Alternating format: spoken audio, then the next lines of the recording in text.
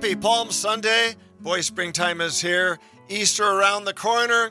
And azaleas at the Masters. Today on Sunday, you're listening to Sunday Night Prime Time with John Jacobson. Sean Torres in the studio here. And my co-host, the legend, Coach Patrick J. Knapp Jr., the Georgetown legend, over 250 Big East wins just at his Georgetown stop, plus a deep dive in the NCAA's top 10 finish. Sweet 16, helping to bring parity to women's sports in Title IX from his vaunted perch there at our nation's capital in Washington, D.C. Now at New Mexico State with his own great podcast, play-by-play, as well as still doing ESPN women's hoops commentary. Thanks to our sponsors this evening. You're listening to us on KOFO 1220 1037 and listen live on KOFO.com. Sean will put this podcast up right after the show. Go to KOFO.com, look up podcasts. This is the Jacobson Group. You listen to the Jacobson Group tonight, and we are going to be talking all sports tonight, but we thank Jim and Cindy Jandrin, the sponsors of this program, through their Life Runners organization, liferunners.org. Run and Walk for Life. Get on there, get your t-shirt. Do what my bride does. Run and Walk for Life and help those expectant mothers and babies on the way and after born. And also our good Nebraska neighbors at Midwest Renewable Energy, LLC. Renewable fuels, ethanol, energy for a strong America. Is lean, is clean, and it is green. Guys, it's exciting. There's nothing like the Masters, Pat Knapp. It's always mellow for me these days because I used to always watch it with my father, and he's been gone 10 years. I still want to pick up the phone after every round and chat with him about the golf, and he's not there. Boy, there are many ghosts and echoes from the past. So many memories from this week. Arnold Palmer, Jack Nicklaus, some of our aging giants are still with us. Some, like Lee Elder, are gone, but thankfully not forgotten. Coach, what's your take on this year's Masters? Well, John, you're absolutely right. Watching great sporting events with your father or your mother is, extremely memorable. I'm on a text thread with my buddies in Philadelphia, and I'm sure you'd be doing the same with your dad if he were here. God bless him. But I think that Rory obviously came smoking yesterday, got up 12 strokes. Bryson DeChambeau finished strong, got to within 2 strokes. What's saying is that this will be a knockdown, drag-out battle. They're through 2 holes. Rory's already relinquished the lead. Amazing. By a stroke. So it will be very competitive. We don't have the outcome right now, but it'll down to the wire. And we may not even know the outcome. Of course, we're pre-taping the show that you're listening to. It's 6:05 p.m. right now Central, and Jim Nance, the guys still haven't put the coat on in the Butler cabin yet. These things always run a little bit past 60 minutes time, and then there's the ceremonials. But right now, as we're on here, DeChambeau at -11, McIlroy at -10, Aberg a bit back, 7 under par along with Connors, Rose at 5 under with Zach Johnson from my high school, Cedar Rapids Regis, good old Zach. Scotty Scheffler also at -5 along with Lowry and Day. Hatton at 4 under with Morikawa and Im and Homa and Schauffele and Reed, a lot at -4.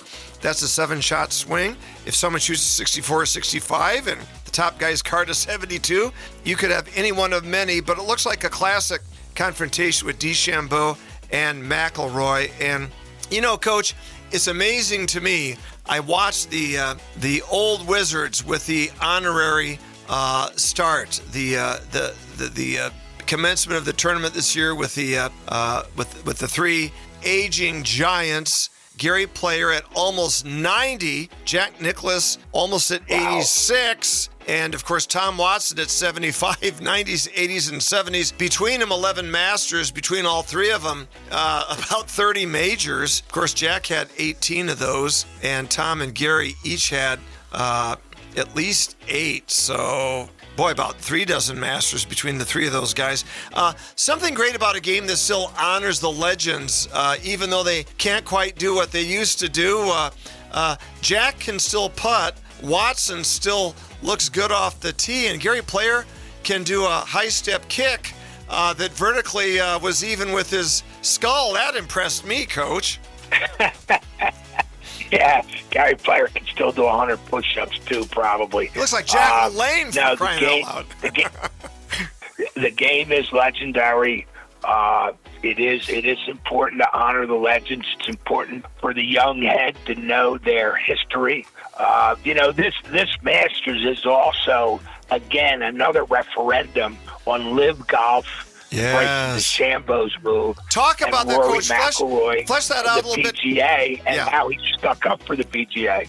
Coach, flesh this out for some of our listeners that may not know all the inside golf stuff here, because this tour competition has really riven professional golf. And, it's really incredible when you've got guys like Tiger Woods and Jack Nicklaus in the middle of the fight, and other popular players. I mean, Phil Mickelson went with Liv, and he might have had some financial reasons for doing that.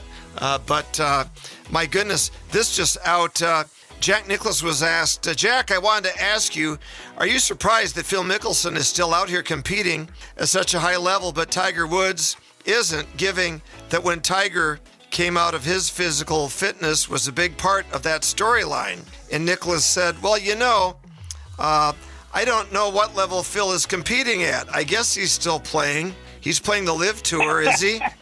I don't know if he's playing or not. I don't know. You never see that anymore. Wow. Explain to our audience what happened a few years back, Coach, and how this casts a shadow right now. Well, it is still being litigated in some way, or at least it is being negotiated. I know that the Saudi fund made a big offer to the PGA a couple weeks ago. PGA turned it down. Yeah. They probably took Trump's advice, part of the deal, and they'll be back for more. Personally, there were a bunch of golfers. Coach, for our fans, good 20, 25. There you go.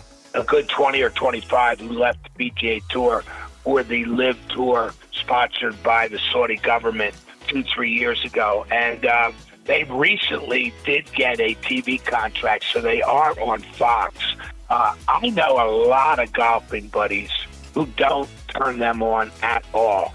I believe that the PGA Tour has gained strength from 2 years ago, and it was a little rattled.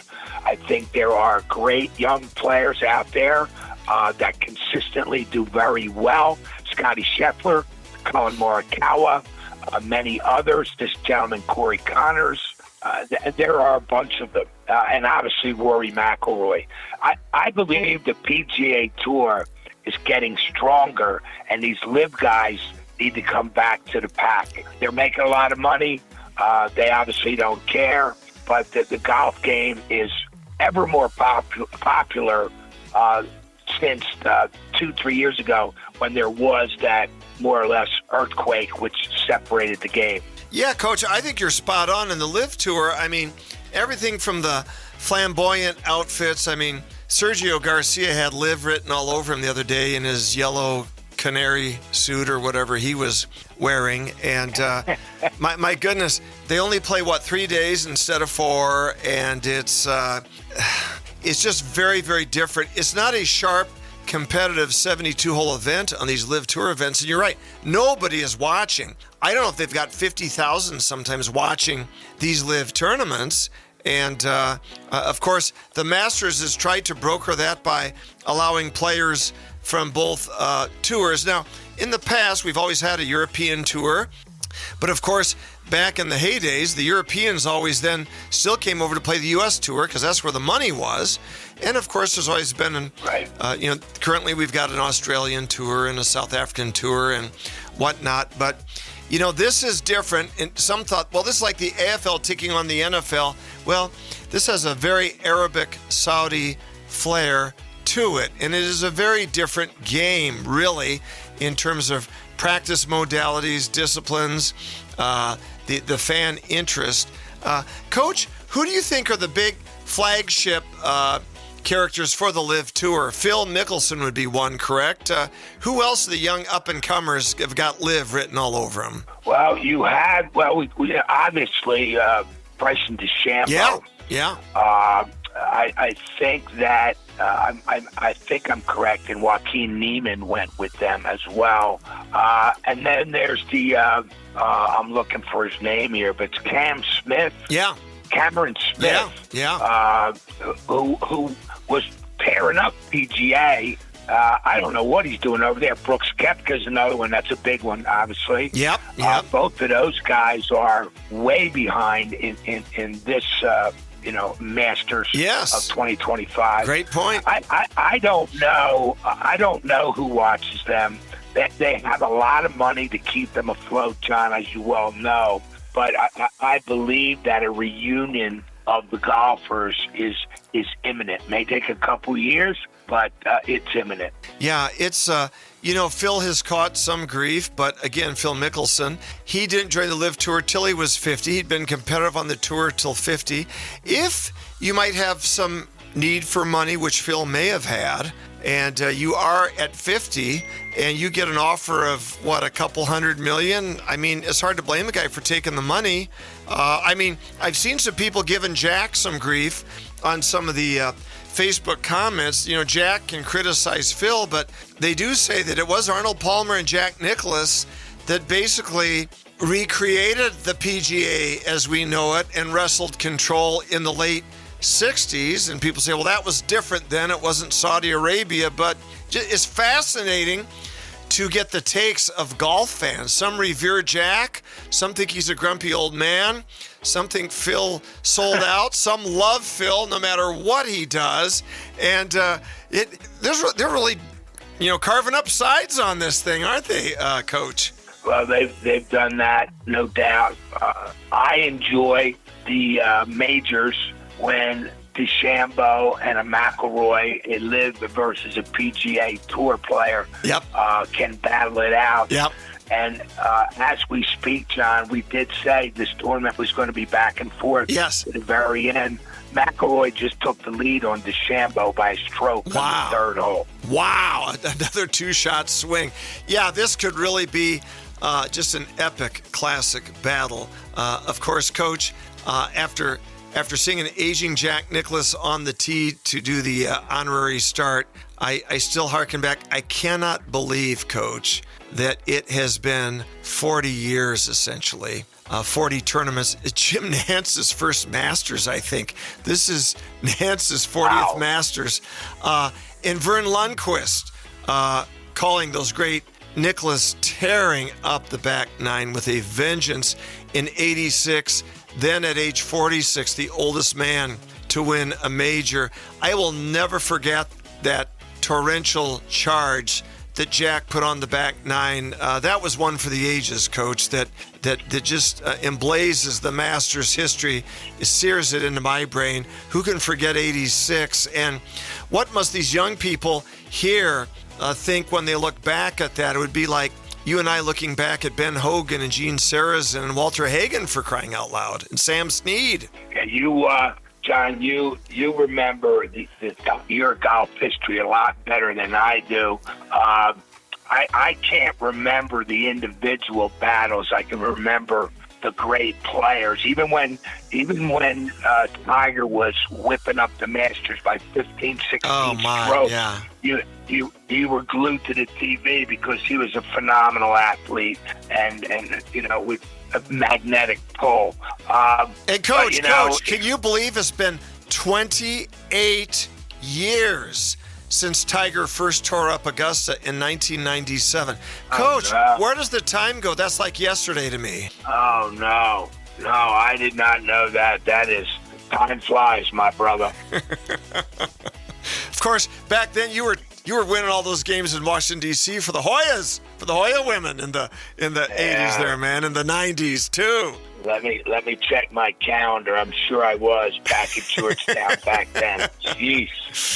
And it's amazing. Golf has come a long way from Bobby Jones, who this is his tournament. Of course, Bobby Jones, upon seeing Jack Nicklaus win that incredible Masters in '63 by about 10 shots. But the great Bobby Jones said that Jack Nicklaus played a game with which he was not familiar.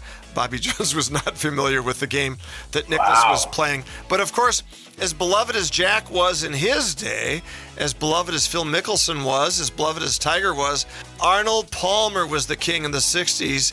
And when Jack first started going head-to-head against some of those matchups with Arnold Palmer, Jack was not a crowd favorite. They always said that, Jack and Arnie were friends. They had a good relationship, but Jack was always a little maybe jealous of Arnie's popularity. Arnie a little jealous of Jack's inherent golf skills.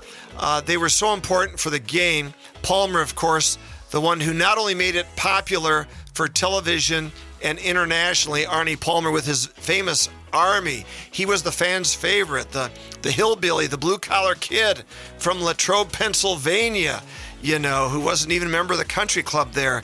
And with that hitch in his gait and that unorthodox swing and his aggressive charges on Sundays and how he catapulted golf, became the first golf millionaire, turned golf into a merchandising operation like no other. He was flying into tournaments with his jet at the time.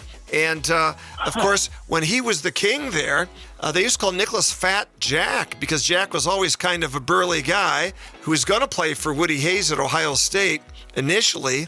And Jack was the crew-cut, pudgy blonde guy that was not the fan favorite. And it is amazing. Golf fans, though, will warm up to you.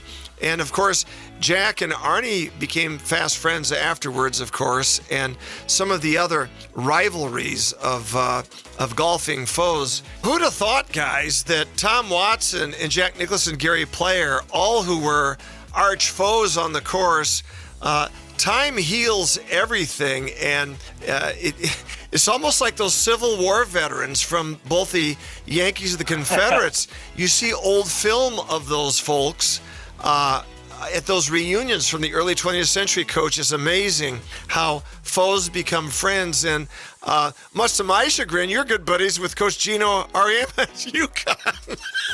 Yep, still are. No, you're right. These guys have been through so much, John. They respect the accomplishments of each other. And again, golf is a very civilized, friendly sport. And so it's good to see that camaraderie. Yeah, 50 years ago, Jack won that big Masters in 1975. Vin Scully, here's a little trivia question, was actually calling that Masters for CBS. Isn't that fascinating? Vin Scully. Oh, very good. In 75. And I think long overdue, finally, the old guard at Augusta, they move very slowly at times. I saw some video the other day. My heart was saddened for a little while. It was Lee Elder prior to his death about 4 years ago. I think we lost the great Lee Elder. Lee Elder, the first Black American, the first African American to play at Augusta, at the Masters, to play in a major U.S. championship. And even before he died, Lee Elder, he said this with no rancor and no bitterness, but he said he had never been acknowledged in any way individually from Augusta for his really trailblazing, trend setting. And I sent a clip out in a screenshot to several of my friends. That has finally been rectified on this, the 50th anniversary. The Masters board and the chairman and the president have come out and paid tribute to Lee Elder. I think that's long overdue, Coach, and I'm glad to see Augusta do it. You're right. It's better to have been done when he could physically be there. It's almost like they can't reverse that slight. Yeah. And they tried to. Yeah. But at least he's been recognized. Yeah, you see these slights, and sometimes they're gratuitous. Why Hakeem Olajuwon wasn't allowed up there on the stage to celebrate a Houston win is just, beyond the pale there. And, of course, it's too late to let Pete Rose know he got into the Baseball Hall of Fame, although I think that's inexorably going to happen now. Coach, everybody says nice things about everybody at their funeral. Wouldn't it be nice if some of these folks heard this while they were still alive? I think that's the point. Absolutely. Yeah, exactly. Well, golf always has a fondness in my heart. It is a multi-generational game. I think families bond because you can literally have 4 generations of golfers playing together, and we certainly had that going on in our family over the years with grandfathers playing on Father's Day, because there were only so many dads to go around if you had 3 sons, so you had to grab a grandfather here and an uncle there, or a neighbor down the street who could shoot a good round of golf. Well, guys, we are, as you know, the home and away voice of the Kansas City Royals here every single game on our radio frequencies here. And of course, we love all of our KC Royals sponsors, and we love the sponsors of this program, the Jacobson Group here tonight on Primetime Sunday nights, kicking things off at 6. Thanks to Jim and Cindy Jandrin, Midwest Renewable Energy LLC, liferunners.org, and all the other good folks that work so hard at this radio station. We are also your home and away voice of the Ottawa Braves. And boy, we might even have some First to the Nation live network play-by-play of women's lacrosse playoffs and women's flag football playoffs. Nobody's doing this, but we may indeed be doing this, guys. The Ottawa women, number 1 in the nation in flag football. The Ottawa women and men, national champions in powerlifting, and the Ottawa women's lacrosse team on a tear right now. The men's tennis team going to nationals. The men's baseball team in the top 15. The women's softball team putting on a dramatic run here at the end of the season. Coach, it's fun to watch sports in spring, even college sports. There's plenty going on, isn't there? Well, it is lacrosse season. Softball is a big favorite at this time of year. College baseball is in full swing. Absolutely. The TV is packed with great competition. And get out there in the beautiful weather and watch it. Coach, I was able to be stadium announcer for this excellent lacrosse conference championship for the Heart of America Conference Championship quarterfinal round yesterday. An incredible win by the Ottawa Braves women, 19-4. Two of my students, Riley Barnett and Ashlyn Lopez, 2 of my statistics students, 6 and 4 goals respectively. Just incredible. But Coach, what amazed me, there's 4 quarters of 15 minutes of action each, 60 minutes. Coach, every 60 seconds, the way lacrosse works, those women are up and down that field 200 yards every minute. You multiply out by 60 minutes. I cannot imagine the cardiovascular excellence. And I mean, basketball doesn't run that much. Football doesn't run that much. Hockey, maybe, but again, a smaller rink. This was phenomenal, the stamina and the endurance that these women had, and most played the entire game. Again, 2 football fields every 60 seconds up and down. Multiply that by a 60-minute game. Incredible. Yeah, the other thing, John, correct me if I'm wrong, but when the ball goes out of bounds, they don't stop play. It's Correct. It's not like a basketball game where there's a whole routine of handing the ball to the ref, et cetera, et cetera. Correct. It's a pretty speeded up game. Yes, and very exciting. I got into it during my years at Georgetown when our women went to the Final Four several times. It is a fun game. Yeah, I encourage all of our folks here to get out and see this team. The passing is incredible. It really is. And it is so physical. I don't want to say it's girls beating each other with sticks, but there's a little bit of that going on out there. Hey-o. There is. You got blood and people keeling over and strewn out flat.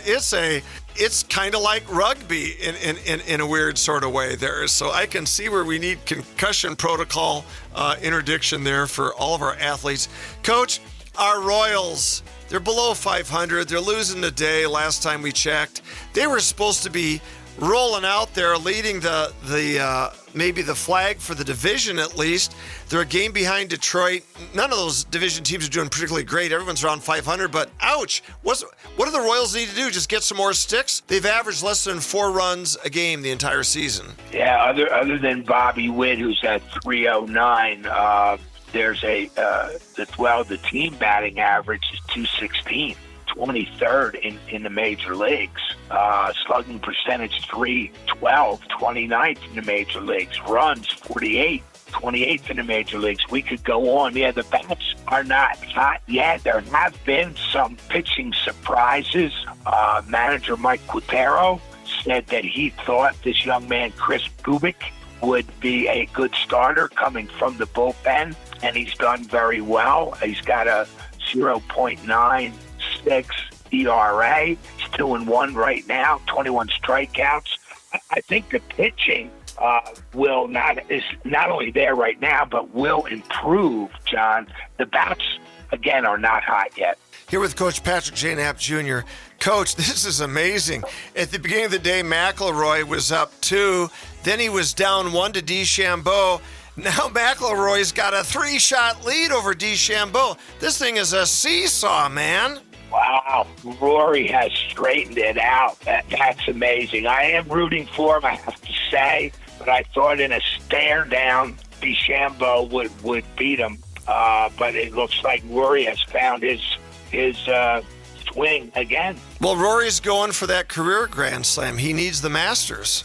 Yep. Yeah, and it's something that as time goes on, it's not like any other tournament. The pressure ramps up. He obviously has not responded well to it. Right. Maybe this is his time. It could be. Coach, it's always time to listen to you on your podcast, which is up in perpetuity in the ether space. How do we listen to Play-by-Play? Play-by-Play is on anywhere you get your podcast, Spotify, Apple, etc. We will have several new guests on in the coming months. Gino Auriemma being one of them, and the she's not the CEO, but she's the next thing to it. The Coaches versus Cancer charity that is all over the country, but is positioned out in Philadelphia. Susie Morrison. Oh, superb guests. We'll have several new guests in the coming month. Play-by-play, me and my buddy Jerry Busson. You know what? These are superb guests. He's grabbing the top coach in college basketball right now, Gino Auriemma. Although Coach is not inviting me to be on air during that podcast. I think that is a safe prediction, right? I got to get Gino back. You got to get her back, John. Coach, you're absolutely the best. Want to wish you and your family the greatest upcoming Holy Week here as we celebrate on Palm Sunday, heading into that great celebration in a week of Easter Sunday, the resurrection of our Lord Jesus Christ. Ladies and gentlemen, this is John Jacobson here for Coach Patrick J. Knapp Jr. on KOFO with KOFO's engineer par excellence, Sean Torres, saying stay tuned. We got 3 more great shows coming up on Sunday night primetime. But in the interim, be safe, be smart, be good, be strong. Love Jesus Christ.